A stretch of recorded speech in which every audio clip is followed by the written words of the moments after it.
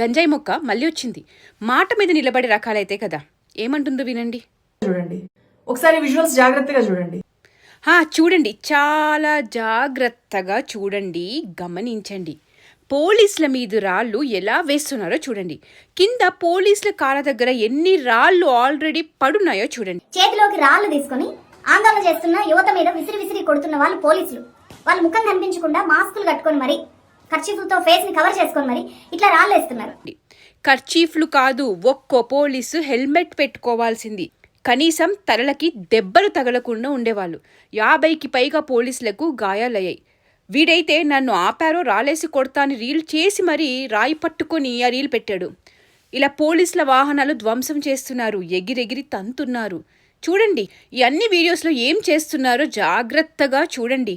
ఇవి వీళ్ళు మీకు చూపించరు కాబట్టి ఇంకా జాగ్రత్తగా చూడండి. ఇదేనా నిరసన అంటే? ఇదేనా అమాయకత్వం అంటే? వీళ్ళంతా విద్యార్థుల, వీళ్ళ జెన్జీ. రాజ్యాంగం చేతిలో పట్టుకొని తిరగడం కాదు. ప్రజా ప్రతినిధులు పార్లమెంట్లో సమావేశం అవుతున్న సమయంలో కనీసం పర్మిషన్ తీసుకోకుండా ప్రొటెస్ట్ నిర్వహించడం తప్పు, చట్టరీత్యా నేరం అని వీళ్ళకి తెలీదా? Freedom to attack is not freedom to protest. ఇలా మాబ్ లించింగ్ చేసి మూకుమ్మడిగా ఒక పోలీసు ప్రాణం తీసే ప్రయత్నం చేశారు. అలా చేశాకనే తిరిగి లాఠీచార్జ్ చేయడం, వాళ్ళు విసిరిన రాళ్లే తిరిగి విసరడం చేశారు. నీలాగా ఇంట్లో కూర్చొని మేకప్ వేసుకొని వీడియో చేయలేదు. జర ఏమంటున్నారో ఈ వీడియో విను. पहले कभी नहीं देखा था, देखिए छात्र जो है पीछे से आते हैं, फिर आगे आते हैं, फिर देखिए पत्थर आना शुरू हो गए. मैं भी बार बार बोल रहा हूँ, अपने भी बार बार बोलेंगे, ये पत्थर चलाना ठीक बात नहीं. इससे आप अपना आंदोलन कमजोर कर रहे हैं. రాళ్ళేశారు, వెహికల్స్ ధ్వంసం చేశారు, పోలీసుల వాహనాలు. అప్పుడు పోలీసులు రియాక్షన్ ఇచ్చారు. చాలా తప్పు చేశారు వీళ్ళు నిరసన పేరిట, ఇది నిరసన కాదు అని చెప్తున్నారు వీళ్ళు. రాళ్ళేస్తే వేయించుకొని ప్రాణం పోగొట్టుకోవాలా? యూనిఫామ్ వేసుకున్న అధికారి మీద చెయ్యెత్తి దాడి చేయడమే నేరం. ఒక్కొక్కడిని కనీసం కాళ్ళ మీదన్నా షూట్ చేయాల్సింది. నువ్వు నీ అర్బన్ నక్సల్ మందంతా పోయి ఉండాల్సింది కదా. వీళ్ళంతా ఒకటే బ్యాచ్ రెచ్చగొట్టి అమాయక విద్యార్థులను షీల్డ్గా ఉపయోగించుకొని వాళ్ళని ముందు పెట్టి వెనకాల వీళ్ళు చేసే దాడులు చేస్తూనే ఉంటారు. ఈ ప్రొటెస్ట్కి పిలుపునిచ్చిన ఏ ఒక్కడికి ఒక్క దెబ్బ కూడా ఎందుకు తగలలేదు? ఒక పక్క అందరినీ రెచ్చగొట్టి రాజకీయ గుండాలని లారీల నిండా రాళ్ళని తెచ్చుకొని రెడీ చేసి, వీడి పేరు Vijay Dahiya, one of the founders of the CJP, అంటే స్పోక్స్ పర్సన్, పోయి హ్యాపీగా మాల్లో బర్గర్ తినేసి చిల్లయ్యాడు. ఈయన్ని మొక్కం పట్టుకొని విద్యార్థులు అడిగారు. అక్కడ నిరసన జరుగుతుంటే, దాడులు జరుగుతుంటే, పోలీసుల మీద దాడి చేస్తున్నారు నిరసన పేరిట, నువ్వు ఇక్కడ ఏం చేస్తున్నావు? అక్కడ ముందుండి వాళ్ళని కాపాడాలి కదా, ఇలా చేయకూడదని చెప్పాలి కదా అంటే వాడికి ఏం చెప్పాలో అర్థం కాక అడిగే వాళ్ళని, ఏంటి నువ్వు జోకర్లా ఉన్నావు, మీరెవ్వరు నన్ను అడగడానికి అనేసి మళ్ళీ వెళ్ళి కార్లో కూర్చొని అదే బర్గర్ తింటూ వీడియో చేశాడు. నాకు ఇష్టం వచ్చింది నేను చేస్తా, నాకు ఆకలేస్తే నేను తింటా, నాకు బర్గర్ ఇష్టము, నేను బర్గర్ తింటా, మీరెవ్వరు నన్ను అడగడానికి? మీరేమన్నా నన్ను ఉద్యోగంలో పెట్టుకున్నారా? మీ తరపున పోరాడమని ఏమన్నా అడిగారా? కరెక్టే అని చెప్పింది.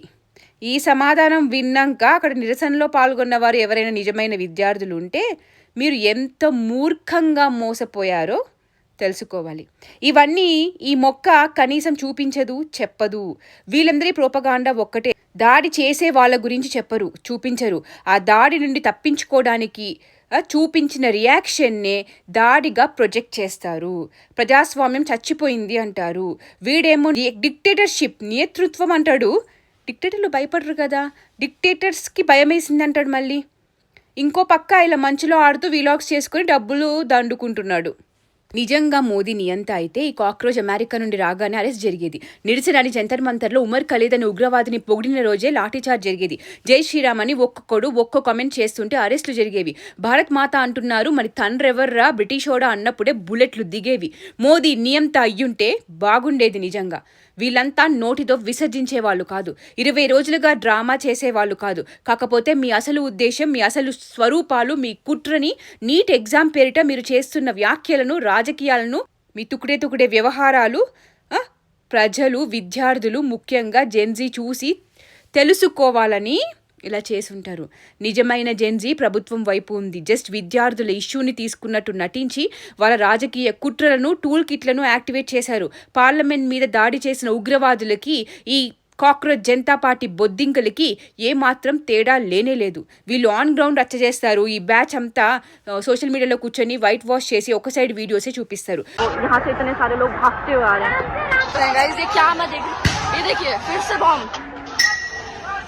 मंदिरों पर पत्थरबाजी हो रही है गाइस. मंदिर से लोग पत्थर मार रहे हैं, एक दूसरे को पत्थर मार रहे हैं. बहुत ఈమె ఏం చెప్తుందో తెలుసా? CGP ప్రొటెస్ట్కి వెళ్తే ఈమె మీద రాలేస్తున్నారంట ఎవరు ప్రొటెస్ట్లో పాల్గొనే వాళ్ళు. నా మీద ఎందుకు రాలేస్తున్నారు? నేను వాళ్ళకి సపోర్ట్గా వచ్చాను కదా. నా మీద రాలేయడం చూసి, మా మీద రాలేయడం చూసి పోలీసులు వచ్చి మమ్మల్ని గుడిలోకి వెళ్ళు, సేఫ్గా ఉంటావని చెప్పి మమ్మల్ని పోలీసులు కాపాడారు. గుడి మీద రాలేస్తున్నారు, గుడి ఎందుకు వచ్చింది అని ప్రశ్నిస్తుంది. ఇదే మీ so call CGP protest. So రెండు వైపులా తెలుసుకోండి, నిజాలు తెలుసుకొని డిసైడ్ అవ్వండి. నీట్ పరీక్ష అని ఎడ్యుకేషన్ మినిస్టర్ రాజీనామా చేయాలి అన్నోళ్ళు నిన్న మోదీ రాజీనామా చెయ్యి లేదంటే ప్రాణం తీస్తామనే వరకు ఎందుకు వచ్చింది? ఆర్టికల్ 370 రద్దు చేయాలని ఎందుకు అడుగుతున్నారు? కాశ్మీర్ని ఇచ్చేయాలి అంటే ఎవడి అబ్బ సొత్తు కాశ్మీరు? ఎవడి దేశం ఎవడికి ఇచ్చేది? ఎందుకు ఇవ్వాలి? ఇప్పటికైనా వాళ్ళకేం కావాలో అర్థం చేసుకోండి. ఆఖరికి ఇప్పుడు ప్రభుత్వం దగ్గరికి వాళ్ళ డిమాండ్లతో వెళ్తే ప్రభుత్వం కూర్చోపెట్టి తప్పకుండా పరీక్షిస్తామని చెప్పింది. అదే JP నడ్డా గారు పోస్ట్ కూడా చేశారు. ఈ పని ముందే ఎందుకు చేయలేదు?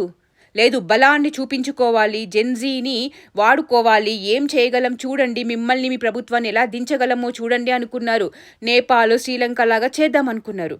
జెన్జీ దగ్గర వీళ్ళ కాకమ్మ కబుర్లు పని చేయలేదు. ఒక్కొక్కడిని రోజు సోషల్ మీడియాలో బట్టలు ఊడదీసి ప్రశ్నిస్తుంటే తోక ముడుచుకొని పోయారు. ఈ రోజున తిరిగి ప్రభుత్వం దిగొచ్చింది, సంప్రదింపులు చేసింది అనుకుంటూ పోస్టులు పెడుతున్నారు. ఎన్ని ఫేక్ న్యూస్లు అంటే ఢిల్లీ పోలీసే స్వయంగా ఇవన్నీ ఫేక్ న్యూస్లు అని చెప్పి వాళ్ళని ఎప్పటికప్పుడు చీవాట్లు పెడతానే ఉంది. అండ్ గంజాయి మొక్క ఇలా అబద్ధాలు చెప్పి డబ్బులు సంపాదించి 4,000 నోట్లో నింపుకోవడం కన్నా రోడ్డు మీద లారీలు ఆపి డబ్బులు సంపాదించే వాళ్ళు చాలా రెట్లు నయం. సారీ, వాళ్ళతో పోల్చినా కూడా ఇలాంటి మొక్కలని, కలుపు మొక్కలని, గంజాయి మొక్కలని జనాలు ఒప్పుకోరు. వాళ్ళకి సారీ చెప్తున్నా. ఇండిపెండెంట్ జర్నలిస్ట్ అనే ట్యాగ్ తీసేసి అమ్ముడుపోయిన విసర్జిస్ట్ అని పెట్టుకుంటే బాగుంటుంది. చివరిగా విద్యార్థులకు న్యాయం జరుగుతుంది. కానీ ఈ దేశద్రోహుల వల్ల మాత్రం కానే కాదు. ఇది నిజంగానే ఇల్లుని గుళ్ళ చేసి నాశనం చేసే బొద్దింకల పార్టీ, బొద్దింకలతో నిండిన పార్టీ.